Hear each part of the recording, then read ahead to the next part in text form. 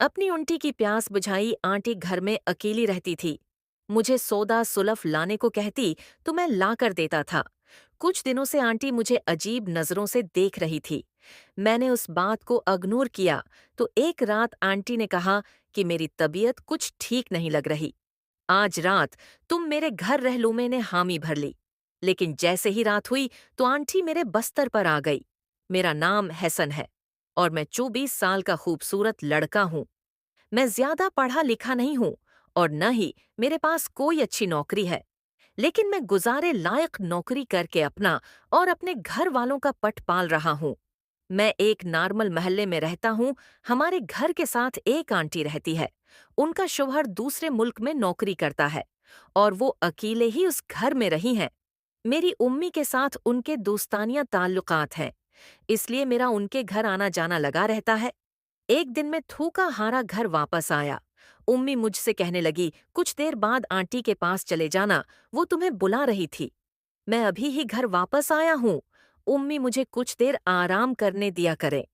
Aunty हर जगह खुद आसानी से चली जाती हैं, मगर सऊदा से लफा लाते हुए उन्हें पता नहीं कुछ शर्म आती है। मैं बस्तर पर लेटते हुए बोला। उम्मी मुझे खा जाने की निगाहों से देखने लगी और बोली, आंटी की खिदमत करोगे तो तुम्हें ही फायदा मिलेगा। उम्मी इतना कहकर वहां से चली गई और मैं सोच में पड़ गया।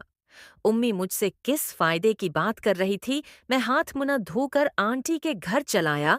वो मुझे कुछ पैसे ही देती थी और मैं कुछ पैसे मार भी लिया करता था। आंटी के घर का दरवाजा खुला था, इसलिए मैं साइधा उनके कमरे में चला आया तो देखा आंटी कपड़े तब्दील कर रही हैं।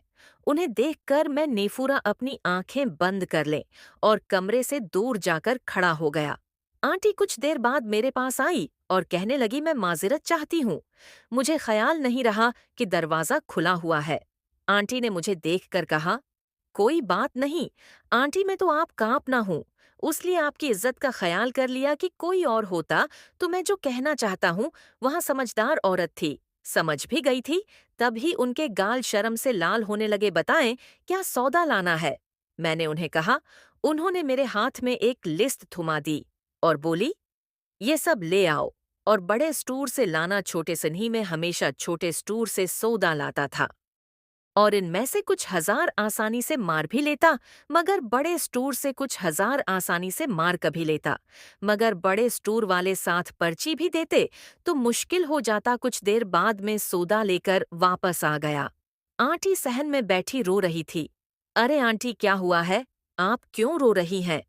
मैंने फिक्रमंद लहजे में पूछा। मेरे पाँव में मूंछ आ गई है, मुझे से उठा नहीं जा रहा, आंटी ने रोते हुए कहा। उनका पाँव सच में सूजा हुआ था। मैंने आंटी के पाँव को हाथ लगाया तो, वो पाँव को हाथ क्यों लगा रहे हो तो? इसमें क्या बुराई है अगर मैंने आपके पाँव पर हाथ लगा दिया है? मेरी कही बात सुनकर वो मोहब्बत भरी निगाहों से मुझे देखने लगी और बोली, तुम बहुत अच्छे हो। मैंने उनकी बात पर ध्यान नहीं दिया, वर उसके पाँव पर दवा लगा दी और फिर उनके कमरे तक छोड़कर अपने घर जाने लगा। तो आंटी ने मुझे 5,000 रुपए दिए। मैं लेने सेमना करने लगा, मगर उन्होंने जेर दस्ती दे दिए। वो अचानक मुझ पर मेहरबान हो गई थी। अगले दिन मैं यूं ही आंटी की इयादत करने उनके घर चला आया, वर इसके साथ पेट कर बातें करने लगा। बातें करने के दौरान वो मुझे गहरी नजरों से देखने लगी। मैं अपनी गलत फहमी समझकर नजरअंदाज कर गया। आंटी की नजर मेरी टांगों के दरमियान है थी। ये बात मुझे शर्मंदा करने लगी। मैं ऐसा वैसा लड़का नहीं था, औरतों के साथ तलकात कायम करता। अच्छा आंटी, मैं अब चलता हूँ, मेरे दोस्त मेरा इंतजार कर रहे हूँ। ये आंटी की नजरें मुझ पर ही थी। उनकी गहरी नजरें मुझे अच्छी नहीं लग रही थी।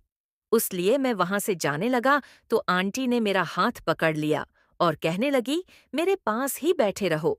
तुम जब मेरे साथ होते हो तो मैं अच्छा महसूस करती हूँ। आंटी की ये बात सुनकर मैं समझ गया कि वो जाज़्बेत में भेंक रही है। उसलिए मैंने अपना हाथ उनके साथ हाथ से छुड़वाकर वहां से चला गया। मैं 2-3 दिन आंटी के घर न गया तो वो शकवा करने चली आई। क्या बात है? तुम मुझसे नाराज हूँ? मैं शाम का खाना खा रहा था तिब।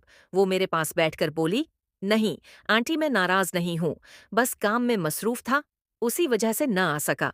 आंटी ने कहा, मेरी तबीयत बहुत ज्यादा खराब है, तुम एक रात मेरे घर रख सकते हो? आंटी ने कहा। मैं चौंक कर उनकी जानिब देखने लगा और बोला, मैं जवान लड़का हूँ, आपके घर कैसे रख सकता हूँ? आंटी वो भी रात भर के लिए। मैंने आंटी के घर रहने से मना कर दिया। एक ही दिन की तो बात है। मेरे घर सो जाओ, मैंने अपनी नंद को बुलाया है, वो सुबह मेरे घर आ जाएगी। तब तक तो मेरी बात मान जाओ, मेरी तबीयत सच में खराब है।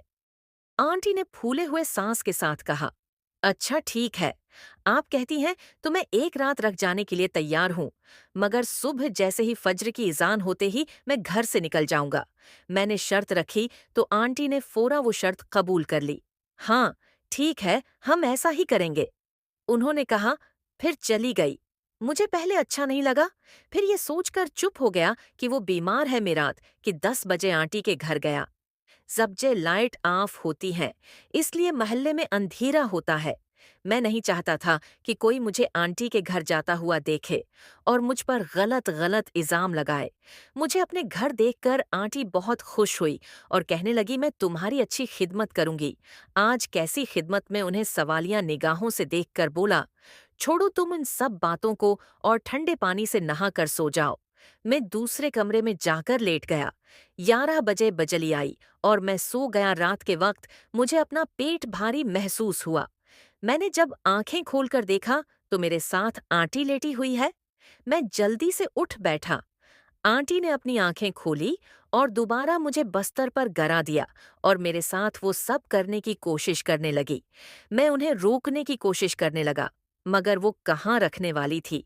आंटी ने अपने साथ मुझे भी जज्बाती कर दिया फिर वो सब कुछ कर दिया जो हमारे दरमियान नहीं होना चाहिए था। आंटी खुश थी क्योंकि वही वही चाहती थी और मैं उदास था। मैंने पहली बार ये बुरा काम किया था। जो होना था वो हो गया। अब सब कुछ भूल जाओ।